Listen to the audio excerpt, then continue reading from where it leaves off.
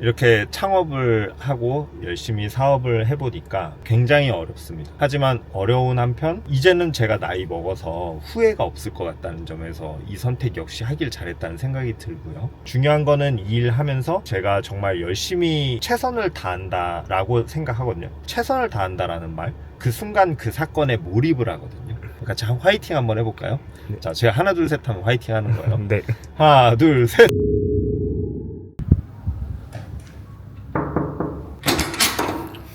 안녕하세요. 안녕하십니까.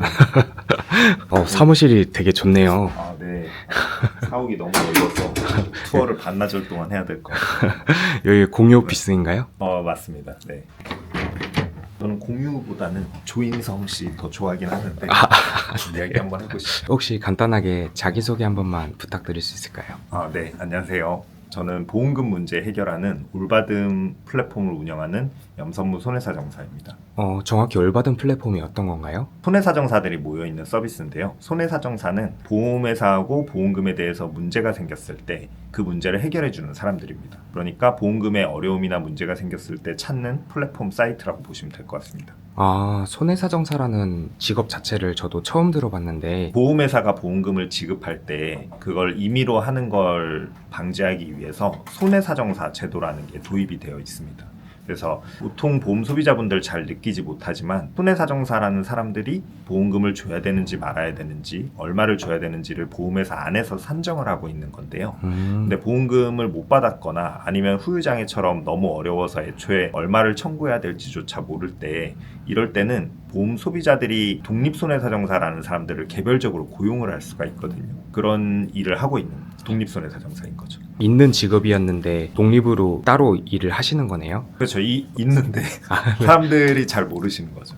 여기 손해사정사 정회원이신가 보네요? 이사로 해주실래요? 이사님이신가요? 네, 맞습니다. 플랫폼을 운영하신다고 그러는데 소비자들은 그럼 어떤 때 대표님을 찾을 수 있는 건가요? 크게 두 가지가 있는데요. 하나는 어디 뼈가 크게 부러졌다거나 이런 식으로 후유장애라는 걸 받을 수 있는데 후유장애가 뭐 몇 %여서 얼마를 받을 수 있는지 자체가 일반 소비자들은 너무 어렵거든요. 그럴 때 손해사정사를 찾아오실 수가 있고요. 다른 두 개는 예를 들어 암 진단을 받았거나 아니면 어떤 보험금을 청구했는데 보험회사가 어떤 이유로든 안 주는 경우가 있을 수 있습니다.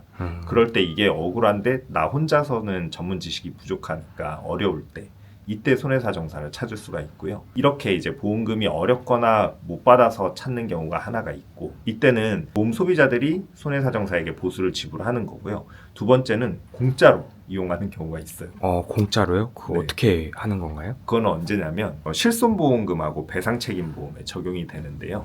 보험금을 청구하면 보통은 보험회사가 그냥 보험금 잘 준단 말이에요. 근데 그냥 바로 주지 않고 현장조사라는 낯선 안내 문자가 날아올 때가 있어요. 그때는 이거 보험금 주는 게 맞는지 틀린지를 한번 따져보고 결정하겠다는 건데 이 과정에서 손해사정사가 비로소 이제 나타나게 되는데 민원이 너무 많이 생긴 거예요. 그래서 금융당국에서 이렇게 보험회사 쪽에서 하니까 민원이 많이 생기니 보험 소비자가 마치 국선변호인처럼 공짜로 선임하는 제도를 만들어줬습니다. 정리하면 실손보험금, 배상책임보험금 청구하고 현장조사 안내를 받으면 그때 신청을 하면 되는 거예요. 저는 실손보험금 같은 경우에는 알고 있는데 배상책임보험금은 저는 처음 들어봤거든요. 대략적으로 어떤 상황인지 구체적으로 예시를 들어줄 수 있을까요? 네, 일상생활에서 되게 다양하게 있을 수 있어요. 첫 번째로는 우리 집에서 누수가 발생해서 아랫집에 손해가 발생했을 때 그렇죠. 뭐 벽지나 천장 같은 걸 바꿔줘야 되잖아요. 그게 일상생활 배상책임보험에서 되거든요. 그럴 때가 있고요. 두 번째는 지나가다가 우리 강아지가 다른 사람을 물었다든지 우리 미성년 자녀가 다른 친구와 장난치다 다치게 했다든지 이럴 때 배상책임보험이 정확히 표현하면 피해자에게 내가 뭔가 보상을 해줘야 되는데 그 보상을 보험회사가 대신해 주는 거죠. 왜냐면 원래도 자신들이 하던 일이었으니까 소비자는 신청을 하고 돈은 보험회사가 내고 대신 중립적인 입장에서 잘 도움을 받는 좋은 제도죠. 대표님은 그럼 보험회사에서 돈을 받기 때문에 소비자들한테는 따로 받지 않는 거네요? 그렇죠. 이 무료 선임 제도를 이용하는 경우에는요.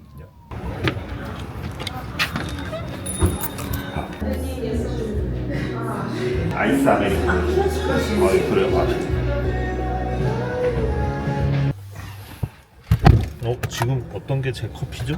이 위에 있는 게 대표님 겁니다. 알겠습니다. 대표님, 그러면 보험금이 지급이 안 된 사람들이 많은가 보네요. 전체 보험금의 2% 정도가 보험금을 못 받는다는 통계가 있어요. 근데 2%라고 해도 우리나라에 보험이 청구하는 사람, 가입된 인구가 워낙 많으니까 굉장히 많은 건수죠.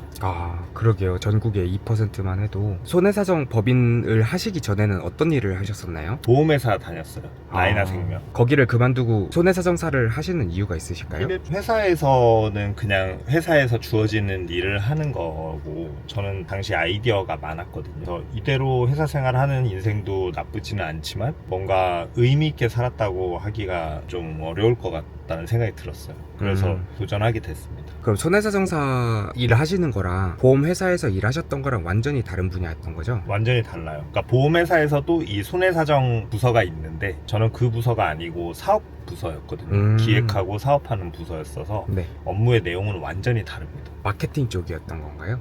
사업 기획이었어요. 그러니까 우리가 뭐 예를 들면 디지털 보험 상품을 본격적으로 팔아야 될 것 같다. 그럼 팔기 전에 우리가 어떤 상품을 어떤 컨셉으로 하고 어떤 시장으로 진출할 거냐, 이런 것들을 기획하는 거죠. 혹시 거기 다니셨을 때 실례가 안 된다면 뭐 한 달에 급여는 어느 정도 받으셨었나요? 제 기억으로는 세후에 600만 원 정도 됐었고요. 그리고 인센티브라는 게 있으니까 퇴사하기 전에 2년 연속은 1억 원보다는 조금 더 됐습니다. 이제 마지막으로 올바듬을 찾으려면 사람들이 어떻게 해야 되는지 그거에 대해서 경로를 좀 알려주시겠어요?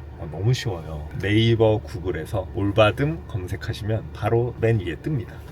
아까 말씀하셨던 그 현장조사라는 문자가 오면 이제 네이버에 올바듬 검색하셔서 문의를 하시면 된다는 말씀이신가요? 맞아요. 이 현장조사 안내 문자를 받고 3영업일 동안, 그러니까 3일 동안이 무료 선임제도 신청할 수 있거든요.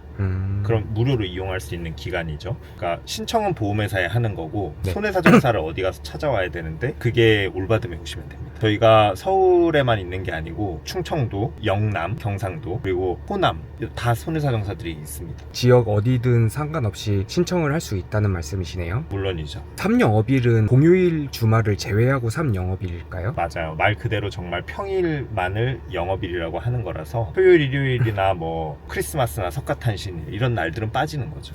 금요일 날에 현장조사 문자가 왔다고 해도 월요일이나 화요일 날에 신청을 할 수가 있는 거네요. 충분하죠. 3영업일이 지난 상태라고 하면 어떻게 해야 되나요? 그때는 신청을 못 하는 건가요? 보험사에 신청은 해볼 수 있어요. 근데 3영업일이라는 건 보험회사가 거절을 할 수 없는 시기고, 3영업일이 지났어도 보험회사가 동의를 해주면 원론적으로 가능은 해요. 근데 만약에 보험회사가 거절했다, 그러면 그때는 내 돈 내고 도움을 받아야 될 건지, 아니면 일단은 보험회사가 하는 대로 진행을 하다가 대응을 해보고 뭔가 어려움이 있으면 그때 찾아와도 됩니다. 그럼에도 불구하고 보험회사에 소속되어 있는 손해사정사를 하는 것보단 독립손해사정사를 신청하는 게 조금 더 공정하겠네요. 물론이죠. 공정하다는 표현보다는 솔직히 고객 편이죠. 마지막으로 하고 싶은 말 있으실까요? 이렇게 창업을 하고 열심히 사업을 해보니까 굉장히 어렵습니다. 하지만 어려운 한편 이제는 제가 나이 먹어서 후회가 없을 것 같다는 점에서 이 선택 역시 하길 잘했다는 생각이 들고요. 중요한 거는 이 일 하면서 제가 정말 열심히 최선을 다한다라고 생각하거든요. 최선을 다한다라는 말, 그 순간 그 사건에 몰입을 하거든요. 그게 결국에는 보험 소비자들한테 도움이 많이 된다고 생각합니다. 좋은 결과도 많이 있었고요. 보험금 문제가 살면서 한 번쯤 생긴다면 저희 올바듬 기억하셨다가 찾아주시면 감사하겠습니다. 그리고 촬영자님의 채널도 떡상해서 제 영상도 저희 홍보도 더 잘 됐으면 좋겠고요. 같이 화이팅 한번 해볼까요? 네. 자, 제가 하나 둘 셋 하면 화이팅 하는 거예요. 네. 하나 둘 셋.